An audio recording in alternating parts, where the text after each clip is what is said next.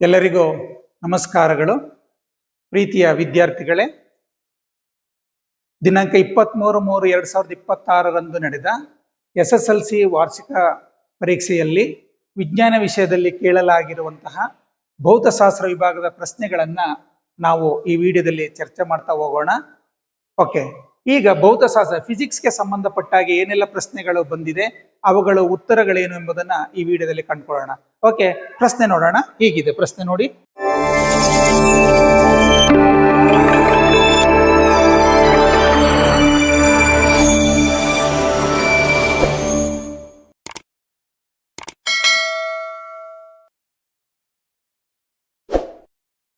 ಮೊದಲನೇ ಪ್ರಶ್ನೆ ಈ ರೀತಿ ಇದೆ.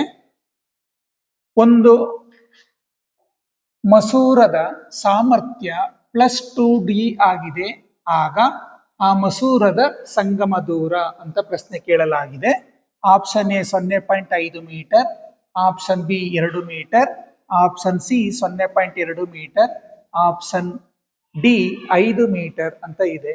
ಮಸೂರದ ಸಾಮರ್ಥ್ಯವನ್ನ ಕಂಡು ಹಿಡಿಯುವ ಸೂತ್ರ T = 1/f.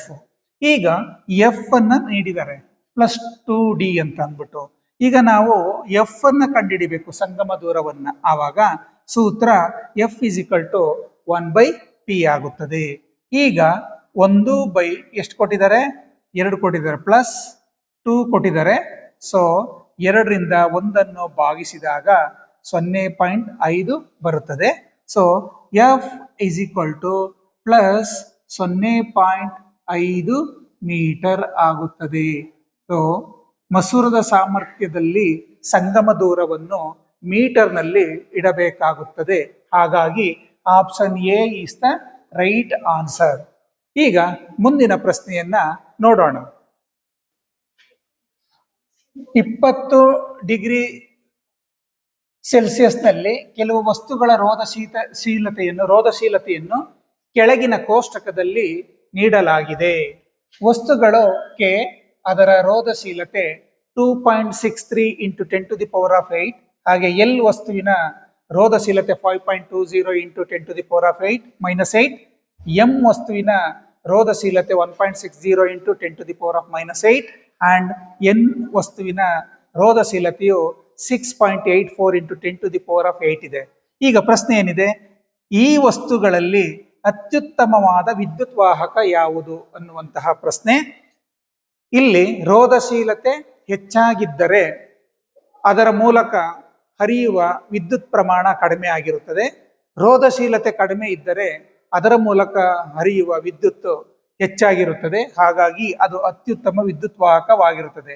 ಈ 4 ವಸ್ತುಗಳಲ್ಲಿ ಎಂ ವಸ್ತುವಿನ ರೋಧಶೀಲತೆಯು ಅತ್ಯಂತ ಕಡಿಮೆ ಇದೆ. ಹಾಗಾಗಿ ಎಂ ಅನ್ನುವಂಥದ್ದು ಆಪ್ಷನ್ ಸಿ ನಲ್ಲಿದೆ. ಹಾಗಾಗಿ right answer is the option C. Okay, ಮುಂದಿನ ಪ್ರಶ್ನೆಯನ್ನ ನೋಡೋಣ. ಓಕೆ ನೋಡಿ, 3ನೇ ಪ್ರಶ್ನೆ ಇದೆ ನೋಡಿ. ವಿದ್ಯುತ್ ಮಂಡಲದಲ್ಲಿ ಪ್ರಯೋಗಿಸುವ ಕೆಳಗಿನ ಘಟಕಗಳ ಚಿಹ್ನೆಯ ಚಿತ್ರವನ್ನು ಬರೆಯಿರಿ ಅಂತ ಇದೆ. ರಿಯೋಸ್ಟ್ಯಾಟ್ ಮತ್ತು ಸೇರ್ಪಡೆ ಇಲ್ಲದೆ ದಾಟಿದ ತಂತಿ. ರಿಯೋಸ್ಟ್ಯಾಟ್ ನ ಚಿಹ್ನೆ ಹೀಗೆ ಬರುತ್ತೆ ನೋಡಿ, ಅಥವಾ ಇದನ್ನು ಹೀಗೂ ಬರೆಯಬಹುದು, ಹೀಗೂ ಕೂಡ ಬರೆಯಬಹುದು. ಇನ್ನು ಸೇರ್ಪಡೆ ಇಲ್ಲದ ದಾಟಿದ ತಂತಿಯನ್ನ ಹೀಗೆ ಬರೆಯಲಾಗುತ್ತದೆ. ಓಕೆ, ನೆಕ್ಸ್ಟ್ ಪ್ರಶ್ನೆ ನೋಡೋಣ. 5 ಸುತ್ತುಗಳನ್ನು ಹೊಂದಿರುವ ವಾಹಕ ತಂತಿ ಸುರುಳಿಯಿಂದ ಉಂಟಾದ ಕಾಂತಕ್ಷೇತ್ರವು 1 ಸುತ್ತು ಇರುವ ಸುರುಳಿಯಿಂದ ಉಂಟಾದ ಕಾಂತಕ್ಷೇತ್ರಕ್ಕಿಂತ ಎಷ್ಟು ಪಟ್ಟು ಅಧಿಕವಾಗಿರುತ್ತದೆ ಎಂದರೆ 5 ಪಟ್ಟು ಅಧಿಕವಾಗಿರುತ್ತದೆ. ಓಕೆ, ಮುಂದಿನ ಪ್ರಶ್ನೆಯನ್ನ ನೋಡೋಣ. ಪ್ರಶ್ನೆ ಸಂಖ್ಯೆ 5. ಕೆಳಗೆ ಕೊಟ್ಟಿರುವ ಚಿತ್ರವನ್ನು ಗಮನಿಸಿ. ಎ ಮತ್ತು ಬಿ ರೋಧಕಗಳಲ್ಲಿ ಯಾವ ರೋಧಕದ ಮೂಲಕ ಹೆಚ್ಚಿನ ವಿದ್ಯುತ್ ಪ್ರವಾಹವು ಹರಿಯುವುದು? ನಿಮ್ಮ ಉತ್ತರಕ್ಕೆ ಕಾರಣ ಕೊಡಿ ಅಂತ ಇದೆ. ಇಲ್ಲಿ ಚಿತ್ರವನ್ನ ನೀಡಿ ಯಾವ ರೋಧಕದ ಮೂಲಕ ವಿದ್ಯುತ್ ಹೆಚ್ಚು ಹರಿಯುತ್ತದೆ ಎಂಬುದನ್ನು ಕೇಳಿದರೆ ಇವುಗಳನ್ನ ಸರಣಿ ಕ್ರಮದಲ್ಲಿ ಜೋಡಿಸಲಾಗಿದೆ. ಎ ಮತ್ತು ಬಿ ರೋಧಕಗಳನ್ನ ಸರಣಿ ಕ್ರಮದಲ್ಲಿ ಜೋಡಿಸಿದಾಗ ವಿದ್ಯುತ್ ವಿಭಜಿಸುವುದಿಲ್ಲ. ಎಲ್ಲ ರೋಧಕಗಳ ಮೂಲಕ ಹರಿಯುವ ವಿದ್ಯುತ್ ಸಮಾನವಾಗಿರುತ್ತದೆ. ಹಾಗಾಗಿ ಎ ಮತ್ತು ಬಿ ಗಳಲ್ಲಿ ಹರಿಯುವ ವಿದ್ಯುತ್ ಪ್ರವಾಹವು ಸಮವಾಗಿರುತ್ತದೆ ಅಂತ ಬರೆಯುವುದು ಸೂಕ್ತವಾಗಿದೆ. ಆದರೆ ಇನ್ನೂ ಒಂದು ರೀತಿಯಲ್ಲಿ ಉತ್ತರವನ್ನ ಬರೆದರೆ, ಈ ಸರಣಿ ಕ್ರಮವನ್ನ ಪರಿಗಣಿಸಿದರೆ ನೋಡಿದರೆ ಎ ರೋಧಕದ ರೋಧವು ನೋಡಿ ಬಿ ರೋಧಕದ ರೋಧಕ್ಕಿಂತ ಕಡಿಮೆ ಇರುವುದರಿಂದ ಈಗ ನಾವು ಎ ರೋಧಕದ ಮೂಲಕ ಹರಿಯುವ ವಿದ್ಯುತ್ ಪ್ರವಾಹವು ಹೆಚ್ಚಾಗಿ ಇರುತ್ತದೆ ಅಂತ ಬೇಕಾದ್ರೆ ನಾವು ಇದನ್ನ ಬರೆಯಬಹುದು. ಓಕೆ, ಮುಂದಿನ ಪ್ರಶ್ನೆಯನ್ನ ನೋಡೋಣ. ಮುಂದಿನ ಪ್ರಶ್ನೆ ಹೀಗಿದೆ ನೋಡಿ. ಪ್ರಶ್ನೆ: ಅಪಾಯದ ಸಂಕೇತ ದೀಪಗಳ ಬಣ್ಣ ಯಾವುದು? ಆ ಬಣ್ಣವನ್ನು ಏಕೆ ಬಳಸಲಾಗುವುದು ಅಂತ ಇದೆ. ಸೊ ಅಪಾಯದ ಸಂಕೇತ ದೀಪಗಳ ಬಣ್ಣ ಕೆಂಪು. ಅಪಾಯದ ಸಂಕೇತ ದೀಪಗಳ ಬಣ್ಣ ಕೆಂಪು. ಆ ಬಣ್ಣವನ್ನು ಏಕೆ ಬಳಸಲಾಗುವುದು ಎಂದರೆ, ಸೊ ಮಂಜು ಮತ್ತು ಹೊಗೆಯಿಂದ ಕಡಿಮೆ ಚೆದರುತ್ತದೆ. ಮಂಜು ಮತ್ತು ಹೊಗೆಯಿಂದ ಕಡಿಮೆ ಚೆದರುತ್ತದೆ.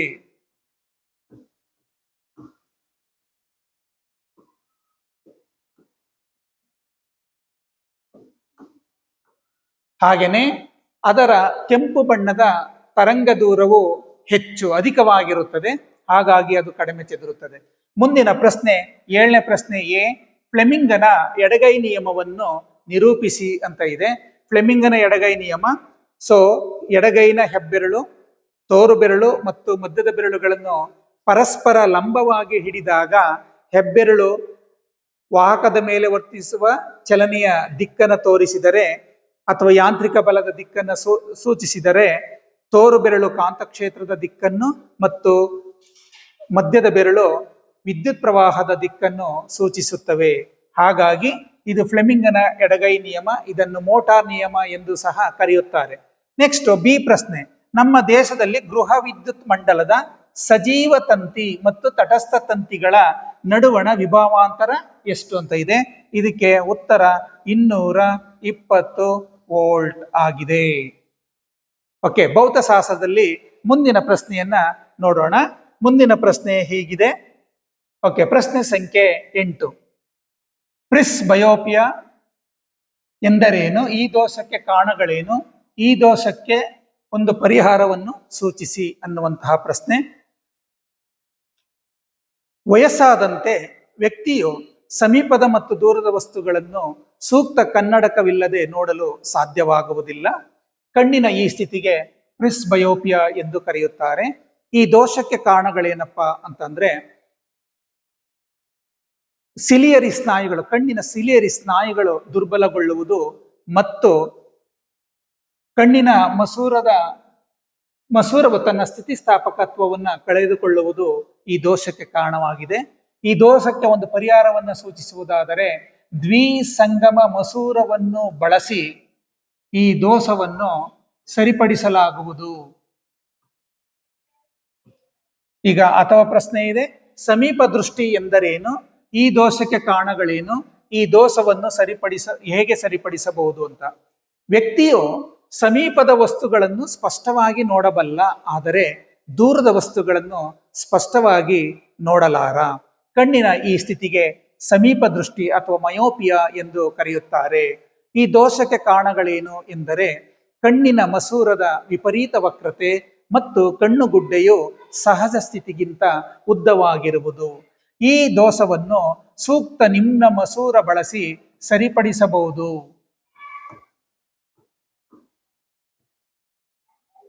ಕಾನ್ಕೇವ್ ಲೆನ್ಸ್ ಅನ್ನು ಬಳಸಿ ಮಯೋಪಿಯವನ್ನ ಸರಿಪಡಿಸಬಹುದು. ನೆಕ್ಸ್ಟ್, ಫ್ಯೂಸ್ ಎಂದರೇನು? ವಿದ್ಯುತ್ ಮಂಡಲದಲ್ಲಿ ಓವರ್ಲೋಡ್ ಮತ್ತು ಹ್ರಸ್ವ ಮಂಡಲ ಉಂಟಾಗಲು ಕಾರಣಗಳೇನು? ವಿದ್ಯುತ್ ಮಂಡಲದಲ್ಲಿ ವಿದ್ಯುತ್ ಉಪಕರಣಗಳ ಸುರಕ್ಷತೆಗಾಗಿ ಬಳಸುವಂತಹ ಒಂದು ಸಾಧನವನ್ನ ಫ್ಯೂಸ್ ಎಂದು ಕರೆಯುತ್ತೇವೆ. ಓವರ್ಲೋಡ್ ಉಂಟಾಗಲು ಕಾರಣವೇನೆಂದರೆ, ಸಜೀವ ತಂತಿ ಮತ್ತು ತಟಸ್ಥ ತಂತಿಗಳೆರಡು ನೇರ ಸಂಪರ್ಕಕ್ಕೆ ಬಂದಾಗ ಓವರ್ಲೋಡ್ ಉಂಟಾಗುತ್ತದೆ ಮತ್ತು ಹಲವು ಉಪಕರಣಗಳನ್ನ ಒಂದೇ ಸಾಕೆಟ್ಗೆ ಜೋಡಿಸುವುದರಿಂದ ಓವರ್ಲೋಡ್ ಉಂಟಾಗುತ್ತದೆ. ಇನ್ನು ಹ್ರಸ್ವಮಂಡಲ ಎಂದರೇನು? ಶಾರ್ಟ್ ಸರ್ಕ್ಯೂಟ್ ಅಂತ ಹೇಳ್ತೀವಿ. ಶಾರ್ಟ್ ಸರ್ಕ್ಯೂಟ್ ಆಗ್ಬೇಕಾದ್ರೆ ತಂತಿಗಳಲ್ಲಿ ದೋಷವಿದ್ದಾಗ ಶಾರ್ಟ್ ಸರ್ಕ್ಯೂಟ್ ಅಂದ್ರೆ ಹ್ರಸ್ವಮಂಡಲ ಉಂಟಾಗುತ್ತದೆ. ಈಗ ಮುಂದಿನ ಪ್ರಶ್ನೆಯನ್ನ ನೋಡೋಣ.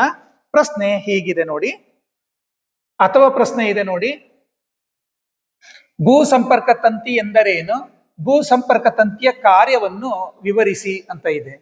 ಭೂ ಸಂಪರ್ಕ ತಂತಿ ಎಂದರೆ ವಿದ್ಯುತ್ ಮಂಡಲದಲ್ಲಿ ವಿದ್ಯುತ್ ಉಪಕರಣಗಳ ಸುರಕ್ಷತೆಗಾಗಿ ಬಳಸುವ ಸಾಧನವನ್ನ ಅಥವಾ ಆ ತಂತಿಯನ್ನ ಭೂ ಸಂಪರ್ಕ ತಂತಿ ಎಂದು ಕರೆಯುತ್ತೇವೆ.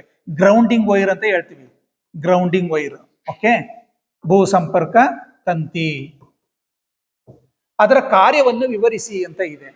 ಭೂ ಸಂಪರ್ಕ ತಂತಿಯು ವಿದ್ಯುತ್ ಮಂಡಲದಲ್ಲಿ ಕಡಿಮೆ ರೋಧದ ಪಥವನ್ನ ಉಂಟು ಮಾಡುತ್ತದೆ ಮತ್ತು ಲೋಹದ ಮೇಲ್ಮೈ ಹೊಂದಿರುವಂತಹ ಉಪಕರಣಗಳಲ್ಲಿ ವಿದ್ಯುತ್ ಸೋರಿಕೆ ಆದಾಗ ಆ ವಿದ್ಯುತ್ತಿನ ವಿಭವಾಂತರವನ್ನ ಭೂಮಿಯ ವಿಭವಾಂತರಕ್ಕೆ ಸಮನಾಗಿಸುತ್ತದೆ ಮತ್ತು ಬಳಕೆದಾರರಿಗೆ ಯಾವುದೇ ವಿದ್ಯುತ್ ಆಘಾತ ಆಗುವುದಿಲ್ಲ. ಇದು ಭೂ ಸಂಪರ್ಕ ತಂತಿಯ ಕಾರ್ಯವಾಗಿದೆ. ಮುಂದಿನ ಪ್ರಶ್ನೆಯನ್ನ ನೋಡೋಣ. ಮುಂದಿನ ಪ್ರಶ್ನೆ ಹೀಗಿದೆ. ಪ್ರಶ್ನೆ ಸಂಖ್ಯೆ 10.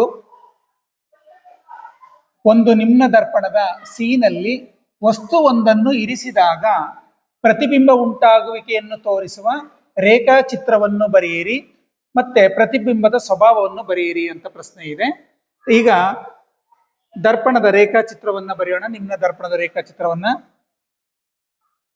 ಓಕೆ, ನಿಮ್ನ ದರ್ಪಣದ ಪ್ರತಿಫಲಿಸುವ ಮೇಲ್ಮೈ ಒಳಮುಖವಾಗಿ ಬಾಗಿರುತ್ತದೆ. ಇದು ದರ್ಪಣದ ಮಸುಕಾದ ಭಾಗ. ಇದು ದರ್ಪಣದ ಧ್ರುವ. ಇದು ನಿಮ್ನ ದರ್ಪಣದ ಪ್ರಧಾನ ಸಂಗಮ, ನಿಮ್ನ ದರ್ಪಣದ ವಕ್ರತಾ ಕೇಂದ್ರ. ವಸ್ತುವನ್ನು ಸೀನಲ್ಲಿ ವಸ್ತುವೊಂದನ್ನು ಇರಿಸಿದಾಗ ವಸ್ತುವನ್ನು ಬರೆಯೋಣ.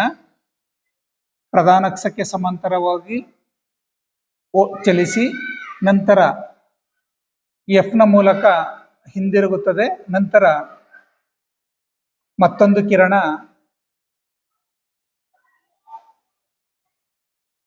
ಪ್ರಧಾನ ಸಂಗಮದ ಮೂಲಕ ಹಾದು ಹೋಗಿ ದರ್ಪಣದ ಮೇಲೆ ಬಿದ್ದ ನಂತರ ಹಿಂದಿರುಗುತ್ತದೆ.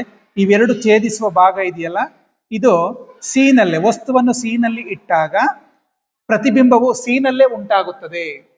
ಸೊ ಹಾಗಾಗಿ ವಸ್ತುವಿನ ಗಾತ್ರ ಮತ್ತು ಪ್ರತಿಬಿಂಬದ ಗಾತ್ರ ಸಮವಾಗಿರುತ್ತದೆ.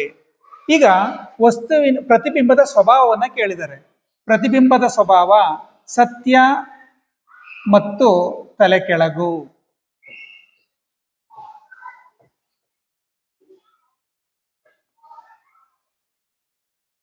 ಓಕೆ, ಮುಂದಿನ ಪ್ರಶ್ನೆಯನ್ನು ನೋಡೋಣ. ಮುಂದಿನ ಪ್ರಶ್ನೆ ಹೀಗಿದೆ. ಓಕೆ, ಪ್ರಶ್ನೆ 11A, ಬೆಳಕಿನ ವಕ್ರೀಭವನದ ನಿಯಮಗಳನ್ನು ನಿರೂಪಿಸಿ ಅಂತ ಇದೆ. ಬೆಳಕಿನ ವಕ್ರೀಭವನದ ನಿಯಮಗಳಲ್ಲಿ ಮೊದಲನೇ ನಿಯಮ ಪತನ ಕಿರಣ.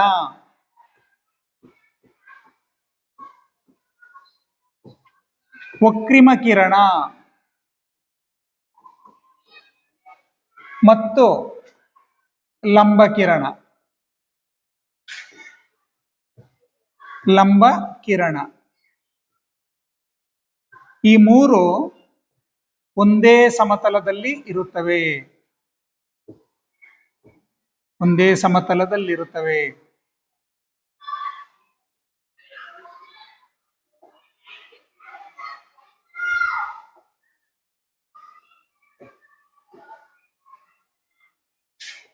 ಎರಡನೇ ನಿಯಮ ನೋಡಿದ್ರೆ ಇದನ್ನ ಒಂದು ಸೂತ್ರದ ರೂಪದಲ್ಲಿ ಇದನ್ನ ನಾವು ಪ್ರತಿನಿಧಿಸಬಹುದು. sin I by sin r is equal to ಸ್ಥಿರಾಂಕ. ಇದನ್ನ ಸ್ನೆಲ್ಲ ನಿಯಮ ಅಂತಲೂ ಕೂಡ ಕರೆಯುತ್ತಾರೆ. ಸ್ನೆಲ್ಲ ನಿಯಮ, ವಕ್ರೀಭವನದ ಎರಡನೇ ನಿಯಮವನ್ನು ಸ್ನೆಲ್ಲ ನಿಯಮ ಅಂತಲೂ ಕೂಡ ಕರೆಯುತ್ತಾರೆ. ನೆಕ್ಸ್ಟ್ ಪೀನ ದರ್ಪಣ ಮತ್ತು ಪೀನ ಮಸೂರಗಳ ನಡುವಣ ಯಾವುದಾದರೂ ಎರಡು ವ್ಯತ್ಯಾಸಗಳನ್ನು ತಿಳಿಸಿ ಅಂತ ಇದೆ. ಈಗ ಪೀನ ದರ್ಪಣ ಬರ್ಕೊಳ್ಳೋಣ. ಪೀನ ದರ್ಪಣ ಓಕೆ, ಪೀನ ದರ್ಪಣ, ಪೀನ ಮಸೂರ, ಪೀನ ಮಸೂರ. ಓಕೆ, ಪೀನ ದರ್ಪಣ. ಪೀನ ದರ್ಪಣದಲ್ಲಿ ಪ್ರತಿಫಲಿಸುವ ಮೇಲ್ಮೈ ಹೊರಮುಖವಾಗಿ ಬಾಗಿರುತ್ತದೆ. ಪೀನ ಮಸೂರದಲ್ಲಿ ಅಂಚಿನಲ್ಲಿ ತೆಳುವಾಗಿದ್ದು ಮಧ್ಯದಲ್ಲಿ ದಪ್ಪನಾಗಿರುತ್ತದೆ. ಪೀನ ದರ್ಪಣವು ಬೆಳಕಿನ ಕಿರಣಗಳನ್ನು ವಿಕೇಂದ್ರೀಕರಿಸುತ್ತದೆ.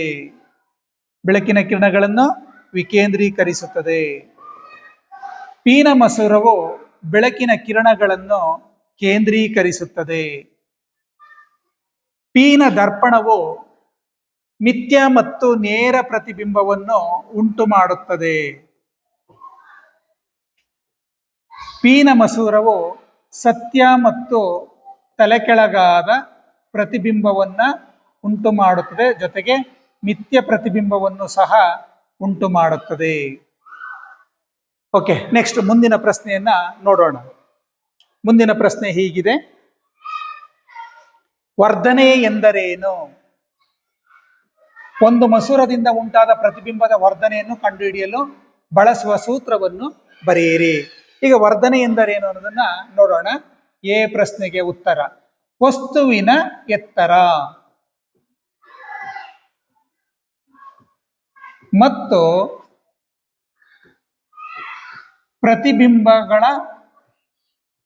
ಪ್ರತಿಬಿಂಬದ ಎತ್ತರಗಳ ಅನುಪಾತವನ್ನು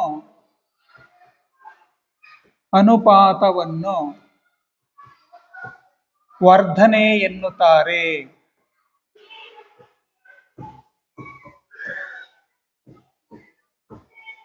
ನೆಕ್ಸ್ಟ್, ಒಂದು ಮಸೂರದಿಂದ ಉಂಟಾದ ಪ್ರತಿಬಿಂಬದ ವರ್ಧನೆಯನ್ನು ಕಂಡುಹಿಡಿಯಲು ಬಳಸುವಂತಹ ಸೂತ್ರ ಏನು ಅಂತಂದ್ರೆ M = V/U. ಇದು ಮಸೂರದ ವರ್ಧನೆಯನ್ನು ಕಂಡುಹಿಡಿಯಲು ಬಳಸುವಂತಹ ಸೂತ್ರವಾಗಿದೆ. ನೆಕ್ಸ್ಟ್, ಈಗ ಬಿ ಪ್ರಶ್ನೆ ನೋಡಿ: ಬೆಳಕಿನ ಪ್ರತಿಫಲನ ನಿಯಮಗಳನ್ನು ಬರೆಯಿರಿ ಅಂತ ಇದೆ. ಇದು ಒಂದು ಪ್ರತಿಫಲಿಸುವ ಮೇಲ್ಮೈ. ಇಲ್ಲಿ ಒಂದು ಲಂಬವನ್ನ ಎಳೆಯೋಣ. ಇದು ಪತನ ಕಿರಣ, ಇದು ಪ್ರತಿಫಲನ ಕಿರಣ. ಓಕೆ, ಈಗ ಮೊದಲನೇ ನಿಯಮ ಏನ್ ಹೇಳುತ್ತೆ ಅಂತ ಅಂದ್ರೆ ಪತನ ಕೋನವು ಪ್ರತಿಫಲನ ಕೋನಕ್ಕೆ ಸಮನಾಗಿರುತ್ತದೆ. ಇದು ಮೊದಲನೇ ನಿಯಮ.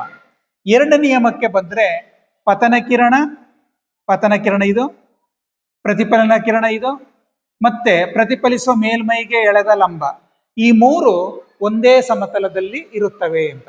ಇದು ಬೆಳಕಿನ ಪ್ರತಿಫಲನದ ನಿಯಮಗಳಾಗಿದೆ.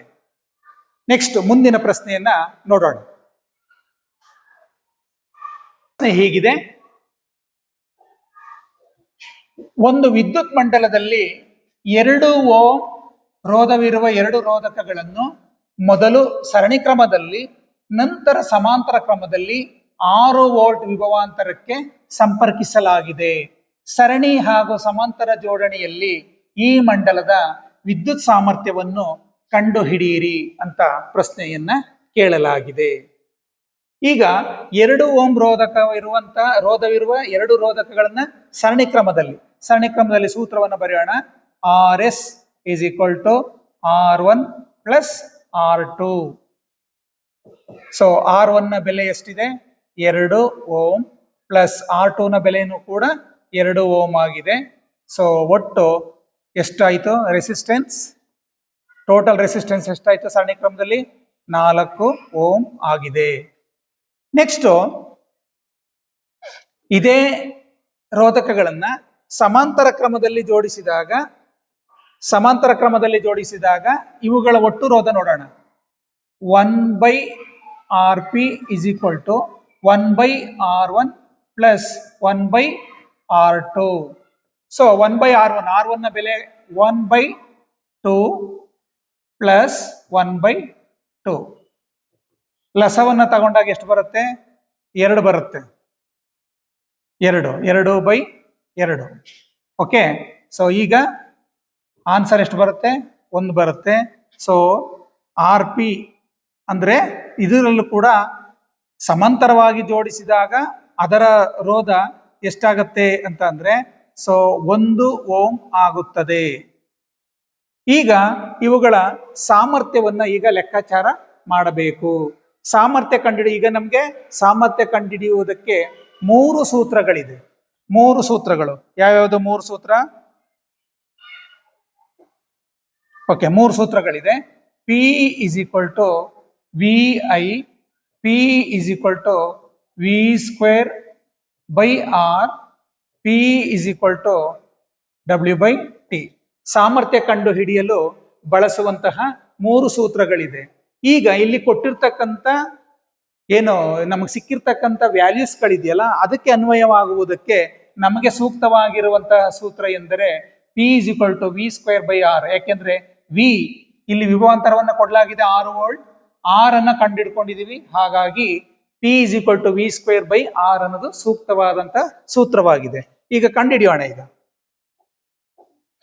ಮೊದಲು ಸರಣಿ ಕ್ರಮದಲ್ಲಿ ಜೋಡಿಸಿದ ರೋಧಕಗಳ ಸಾಮರ್ಥ್ಯವನ್ನ ಕಂಡುಹಿಡಿಯೋಣ. Okay, P is equal to V square by R. V square, V ಎಷ್ಟು? 6. 6 ಸ್ಕ್ವೇರ್ ಬೈ ರೋಧ ಎಷ್ಟು ಬಂದಿದೆ ಇದ್ರದ್ದು? 4 ಓಮ್ ಬಂದಿದೆ. 4. ಸೊ ಎಷ್ಟಾಯ್ತು? 6 6ಲಿ 36 ಬೈ 4. 4 1ಲಿ 4 9ಲಿ ಎಷ್ಟು ಬಂತು? 9. So P is equal to 9 watt. 9 watt ಅಂದ್ರೆ ಸರಣಿ ಕ್ರಮದಲ್ಲಿ ಜೋಡಿಸಿದಾಗ ಆ ರೋಧಕಗಳ ಸಾಮರ್ಥ್ಯ ಎಷ್ಟಾಗಿದೆ? 9 ವ್ಯಾಟ್ ಬಂದಿದೆ. ನೆಕ್ಸ್ಟ್ ಇದನ್ನ ಕಂಡುಹಿಡಿಯೋಣ. ಯಾವ್ದ್ರದ್ದು?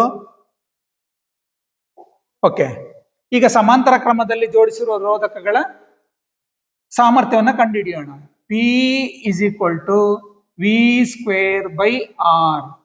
ಈಗ ಆಲ್ರೆಡಿ ವಿ ಬೆಲೆ ನಮಗೆ ಗೊತ್ತಿದೆ.